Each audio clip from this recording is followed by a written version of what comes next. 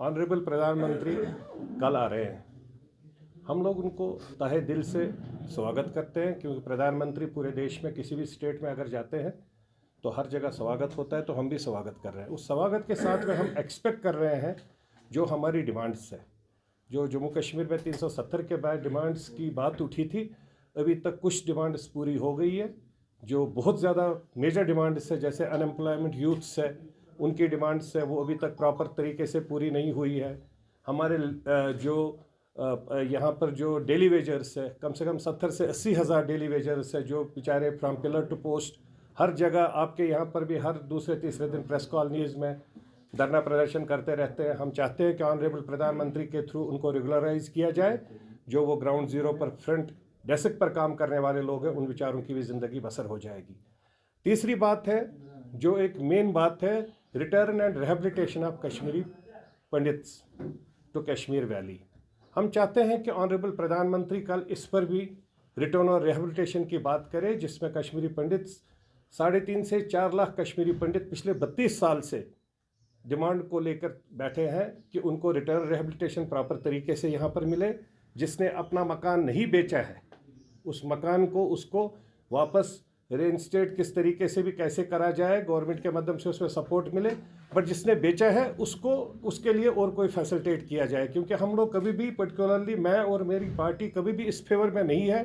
कि जिसने मकान बेचा है वो फिर यहाँ आकर अगर आएगा तो बोलेगा कि नहीं मैं उसी मकान में जाऊँगा। मेरे को लगता है वो नई लड़ाई फिर से स्टार्ट हो जाएगी। मैं चाहता हूँ, ऑनरेबल प्रधानमंत्री से गुजारिश करना चाहता हूँ, जिसने मकान नहीं बेचा है, अगर किसी पर अवैध कब्जा है, उस पर मेरे को पूरा भरोसा है कश्मीर की मेजॉरिटी कम्युनिटी पर कि वो उसमें सामने आकर उसमें मदद करेंगे, और उसमें उन सब भाइयों को, अगर उन्होंने नहीं बेचा है, उनको वापस देने का काम करेंगे, या अगर उनको जो भी उसमें करना होगा उस फॉर्मेशन में वो लोग सब जगह साथ में खड़े रहेंगे।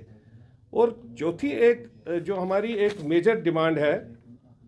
जिसमें हम लोग चाहते हैं, यहाँ पर कुछ कश्मीरी पंडित भाई जो चाहे पीएम पैकेज में है या चाहे उसके बगैर है, अनफॉर्चुनेटली जो चिट्ठियाँ फिर कुछ दिनों से फिर से वापस आनी स्टार्ट हो गई है, जो एक बहुत बड़ी मैसेज है हम सब लोगों के लिए। मैं इसमें कश्मीरी मेजॉरिटी कम्युनिटी को गुजारिश करना चाहता हूँ, क्योंकि आज अगर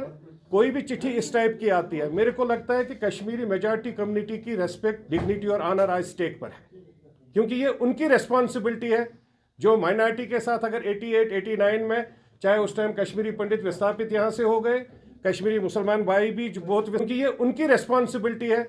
जो माइनॉरिटी के साथ अगर 88, 89 में, चाहे उस टाइम कश्मीरी पंडित विस्थापित यहाँ से हो गए, कश्मीरी मुसलमान भाई भी बहुत विस्थापित हो गए, कुछ सरदार भाई भी यहाँ से विस्थापित हो गए, बहुत मारे भी गए। आज अगर फिर से वो माहौल हो जाएगा 30-32 साल के बाद, अगर ऐसी कोई चिट्ठी आएगी, मैं समझता हूँ कि ये रेस्पॉन्सिबिलिटी है मेरे यहाँ पर क्रेडिबल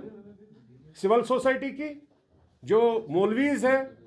जो मोहल्लों में छोटी बड़ी मस्जिद शरीफ में या बड़ी मस्जिद शरीफ में, या मीरवाइज़ है, सेंट्रल मीरवाइज़,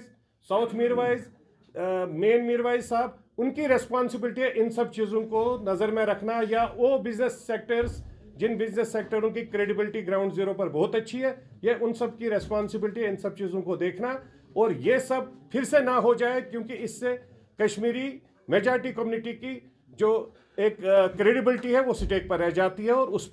पर एक नाम गलत तरीके से आ जाता है। तो यही सब हमारी आज कुछ डिमांड्स थी।